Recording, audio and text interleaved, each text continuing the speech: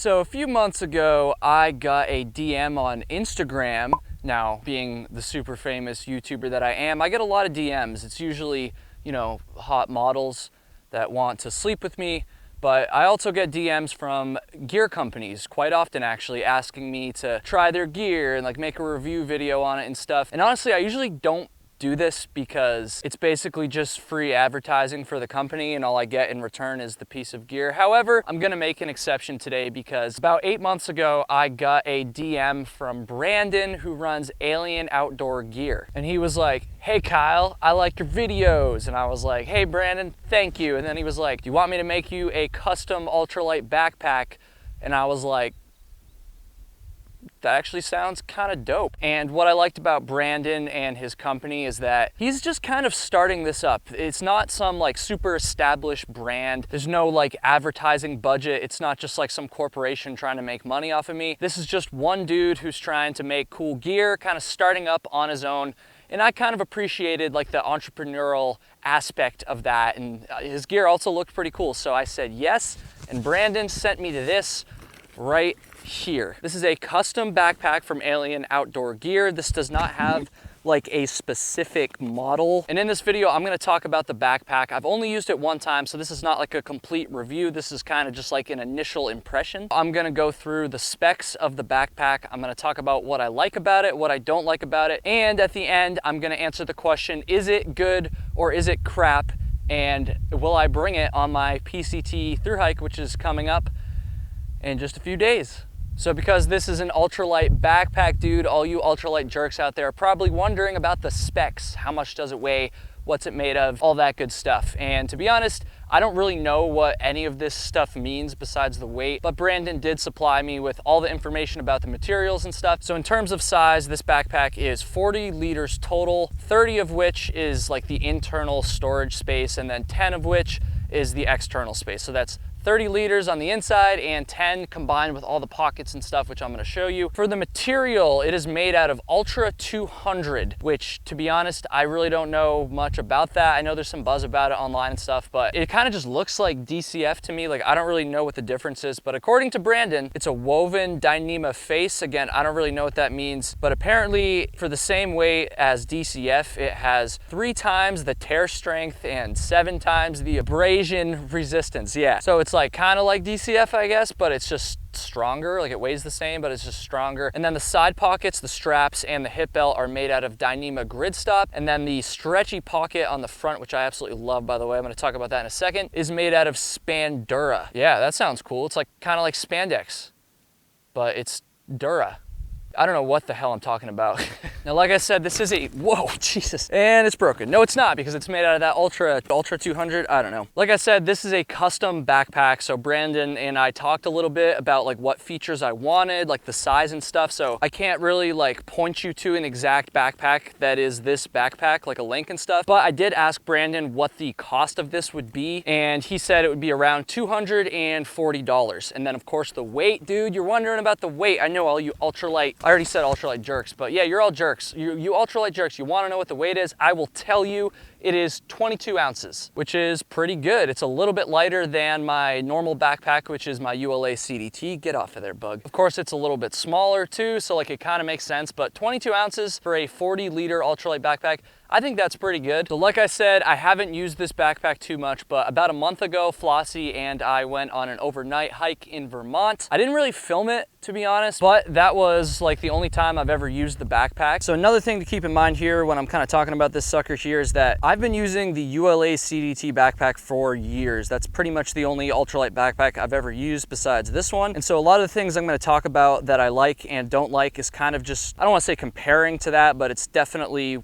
kind of comparing to that because that's all I've used. Okay, the first thing that I like about this, and definitely like better than the ULA CDT, are the straps here and the hip belt. I don't know if you guys can see this, but like this stuff is padded as hell. It's actually like thicker than the ULA CDT and a lot of other backpacks that I've seen, as well as wider And then the hip belt is a pretty standard hip belt, but it's definitely beefier than the ULA CDT. And so I found that it was extremely comfortable. And like even the first time I ever used this thing, you know, I'd never really put it on before. I found it like really, really comfortable to hike in, no issues at all. Another thing I really like is these pockets on the hip belt. There's 2 of them, 1 on each side, and they are removable. So if you really want to save that weight, you don't need to get them. However, I like these a lot because they're just bigger than the ULA CDT's pockets. They're pretty big. You can easily fit like a cell phone in there. I can see how on like a thru hike or something, having that extra space in the hip, I mean, everybody kind of knows that, right? Like having that extra space would definitely be helpful for like snacks and your map and your meth and all that good stuff. And then another thing I really, really like about this pack is this huge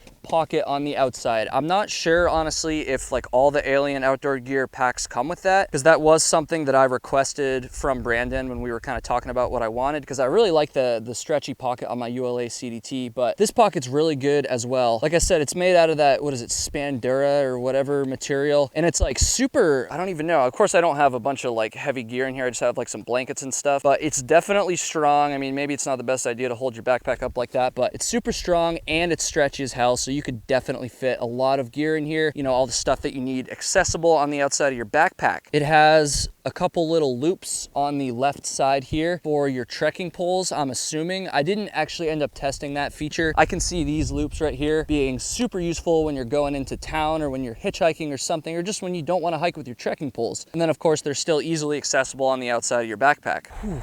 I'm gonna die in the desert. It's like 80 degrees and I'm already sweating. I'm not even doing anything. But anyways, the last thing I really like about this pack, this thing is sexy. I kind of want to this backpack. I don't know if I'm doing it justice with this camera angle here, but it's just a good looking pack, man. I've never owned like a white DCF looking backpack before. I don't know, it's just got a good color scheme. It's got a good design. And then of course you got your little alien friend at the bottom there. It's a cool logo. We got a little color going on here. I don't know, it's just a good looking pack. I know that's not like the most important thing, obviously, you know, functionality over the way it looks, but it definitely doesn't hurt to have a sexy looking pack. You know, maybe you can pick up some chicks with it, or some dudes, or you can pick up both. Both dudes and chicks are gonna wanna pick you up with this backpack.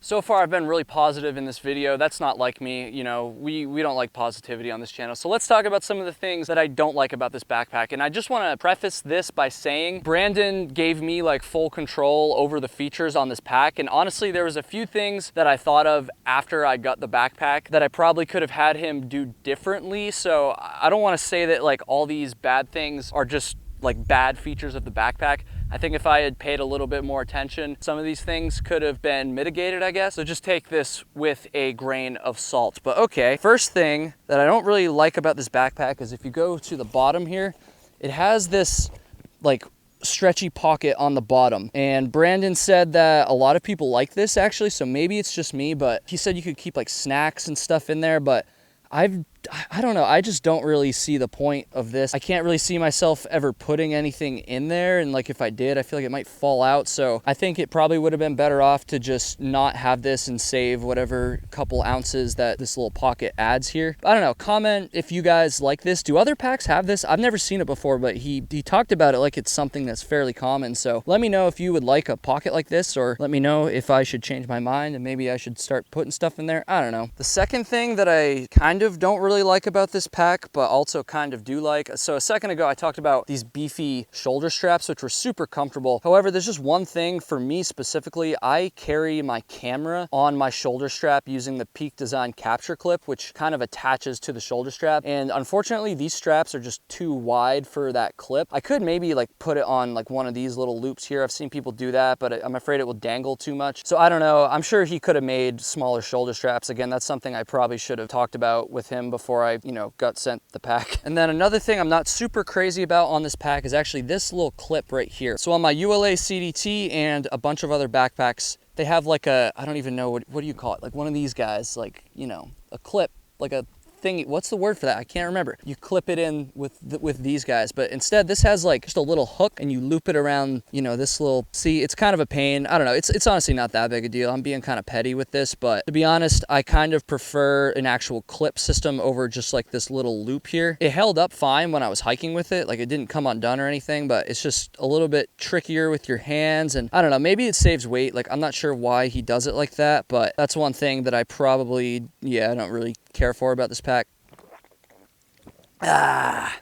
And then another thing that Sweaty Kyle, aka me, dude, this is brutal, doesn't really like about this pack, and maybe this could be mitigated if I packed it differently or if I wore it differently, you know, played with the adjustments on the shoulder straps here. But I had a pretty hard time when I was hiking reaching back and getting the water bottles in and out of the pocket here. I know this is a problem with a lot of other packs too, and even on my ULA CDT, I can reach back and get the bottles, but it definitely is not easy. It's not like just a smooth thing. I have to like kind of reach and do this and that. But I don't know, when this thing was fully loaded, when I was doing my overnight, I tried quite a bit and I could not get my arm back there to get the water bottle. Now, of course, it's gonna be different for other people too, so I'm not saying it's like guaranteed to be this way if you get the pack, because people have different arm lengths, people have different pack weights, they pack the backpack differently. All I'm saying is for me, I had a hard time with that, and that's kind of a big deal because if you have your water accessible, obviously you're gonna drink it a lot more. And like when it's really hot like it is right now and I'm sweating, and like it's gonna be on the PCT that I'm leaving for in just a few days, it's important to have your water accessible so you can stay as hydrated as possible. With all that said, you're probably wondering, you saw the title of the video, is this pack good or is it crap?